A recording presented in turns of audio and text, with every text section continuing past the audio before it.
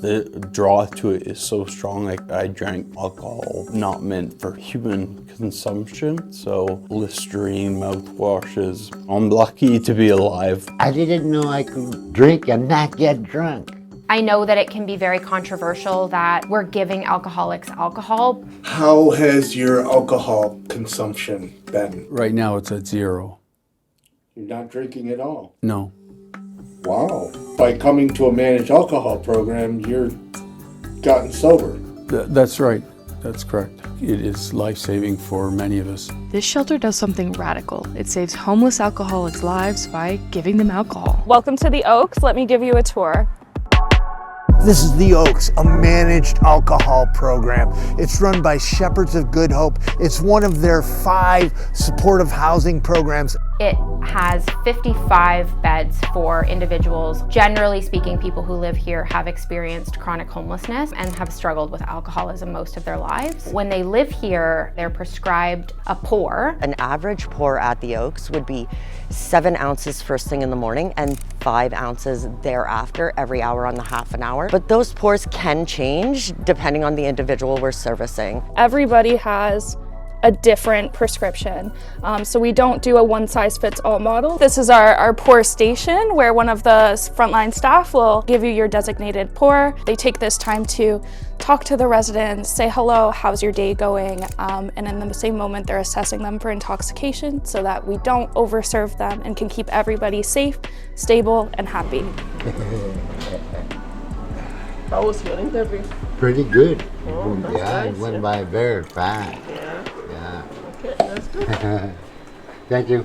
I was homeless for about 17 years, living from one homeless shelter to the next, depending on whether I was barred from one of them based on my drinking until I came here. I'm 65 years old, and if I had found it around like 20 years ago, I would have had it made by now. But this is the way it's working out for me, so I'm happy about it also.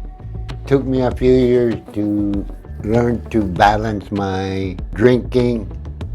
Here, I didn't know I could drink and not get drunk, still be functional. So that was a new revelation for me. Many shelter and housing programs exist under an abstinence-based model, and that's just not a realistic model for many people experiencing chronic homelessness. The beautiful thing about the Oaks, it is truly housing first. So we believe that people can and should receive housing no matter what their life circumstances or their substance use health problems, and they're more likely to become stabilized and have a healthier relationship with alcohol if they're at home and they're being supported through those things while at home.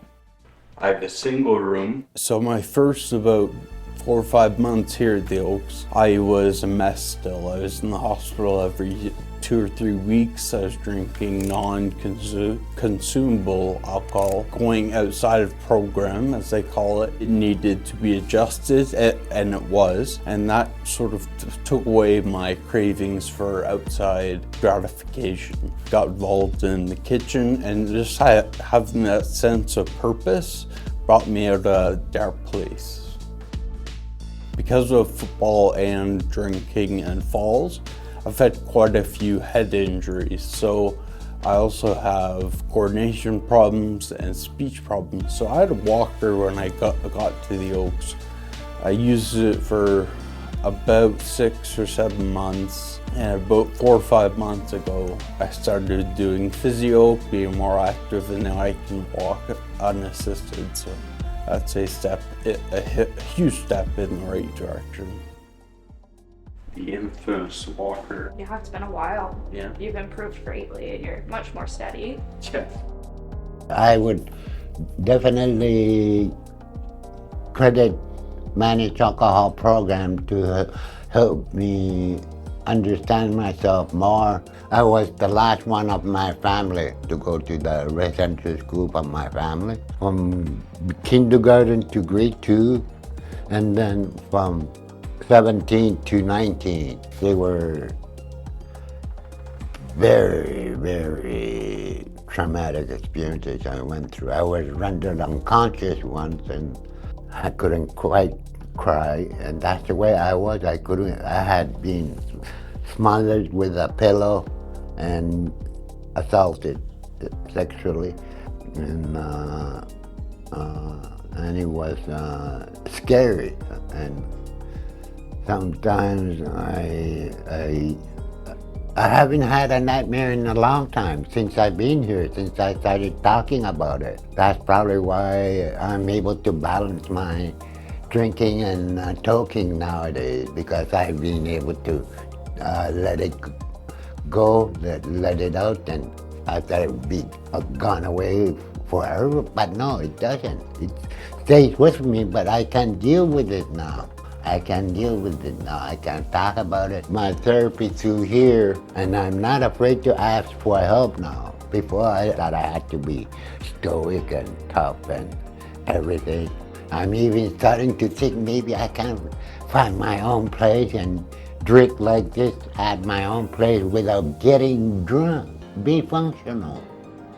A lot of the people from Indigenous backgrounds that live here are living through this generational trauma, the children, grandchildren, or even that they themselves having lived and survived through the residential school system. Individuals here, they come from sometimes the shelter, sometimes we get referrals from hospitals. I even have a gentleman who self-referred himself. We do have people of all ages. We have women, men, people who are elderly, Indigenous individuals. So we really see people from all walks of life. Many of the people that have housing at the Oaks previously held long-time careers. We have people who were in nursing careers, people who previously owned businesses. Alcoholism can happen to anyone, and we really see that reflected in the demographics living here at the Oaks. I had a long career in government security, about 6 years ago. Things kind of went south financially for me, and I started using alcohol to kind of deal with it. My health deteriorated as well. I ended up here. I know that it can be very controversial that we're giving alcoholics alcohol, but as I mentioned earlier, the alternative for some of these individuals is quite literally death alone on the streets. Without a managed alcohol program, they would be feeding their addiction their own way. At least here, they're followed by a doctor. Their vitals are monitored, they have a sense of community, they have people who care for them. It's a much, much more beautiful life than the alternative. If the knee-jerk reaction for you is to scoff or to roll your eyes at the idea of managed alcohol program, I do urge you to think about what the alternative would be for some of these individuals living with chronic alcoholism. I find myself lacking the words to explain the feeling of just, I can't resist. There's been nothing else in my life that I couldn't resist. The draw to it is so strong. I drank alcohol not meant for human consumption, so Listerine mouthwashes, vanilla extract, hand sanitizer, rubbing alcohol, things like that. The thought of going into a seizure and not knowing if I'm gonna come out scared me into consuming those things. So it's like being dope sick from fentanyl, that if you don't drink alcohol, that you're gonna get sick. Yeah. It takes over your everyday life. When you are waking up and you physically have physical tremors, you can't function, you can't get to the bathroom without throwing up or possibly defecating yourself. The concept is you need to get alcohol into your body, and you're gonna do so by any means possible. I was a case manager in Los Angeles, and one of our clients, he had cirrhosis of the liver, and it was so bad that he had sores on his leg and he could not wear jeans. He would take bandanas and wrap them around the sores so people wouldn't see. He could not stop drinking. We tried everything. We tried to get him into treatment and recovery, and there was nothing worked. And Richard died outside. If there was a managed alcohol program for Richard to go in, I believe it would have saved his life. It's ironic that the people that are pushing for recovery only or treatment first are against harm reduction. Yet people that support harm reduction also support abstinence-based. Harm reduction is imperative. You need it with the individuals that require it. Not everybody needs managed alcohol. Some individuals, they will use an abstinence-based program. Some people will go to 12-step and they'll be very successful, and that's wonderful. But there are a percentage of people who require additional supports. Some individuals, they want to stop drinking, but you have to meet them where they're at when they're ready to stop so they can be successful. I'm 32 now. It started in university. When I was 21, I started to have anxiety, and I didn't know how to pinpoint that, and I used alcohol as an escape. It was around 2015 that I officially became homeless for the first time. It was about 7 or 8 years of homelessness, rehab centers. I actually have been to 27 rehabs in the last 10 years. At one of my hospital visits, my worker brought in someone from the Oaks, and I was offered a spot here. And even coming here, I was still in a dark place, no friends, family, or anything really. I've been to, long-term, year-long programs. I've been to 30 days, anywhere in between, and this has been the only program where I felt stable and safe and committed to the result. There's a more holistic approach that goes along with the managed alcohol program, knowing that you're getting broader care, not just the pour of alcohol. There's no shame or blame involved. I think it helps each one of us deal with it in our own way. How has your alcohol consumption been? Right now it's at 0. You're not drinking at all? No. Sobriety was my goal, so I'm lucky to be here. If I hadn't got into managed alcohol program, I would have been in a very bad way. So the managed alcohol program saved my life.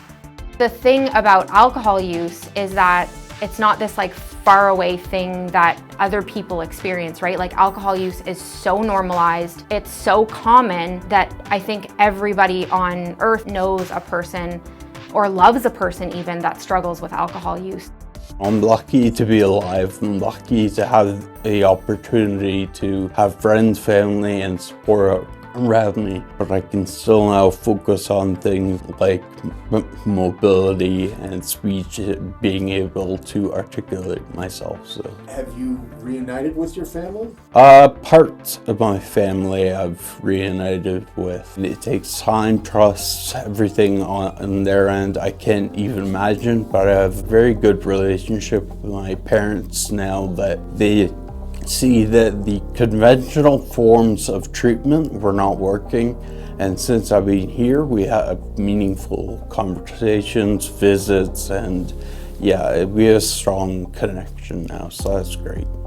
The same people who might be an opponent to this type of program are the same people that don't want to see individuals drinking in their parks and drinking near their children and drinking near schools. You can't have it both ways. So what can we as a society, what can we as service providers and individuals and human beings do to support people who are living through these things? It's not a negative impact to the community, it's an enrichment to the community to be able to provide these resources in your area. Removing funding, removing resources from harm reduction programs is not going to make things better in the community, it's just going to make substance use more visible and more dangerous. What works is what matters, and for some people abstinence-based works, and for some people they need extra support and extra care, and that's where harm reduction and a managed alcohol program or a supervised consumption site are badly needed. This managed alcohol program saves lives.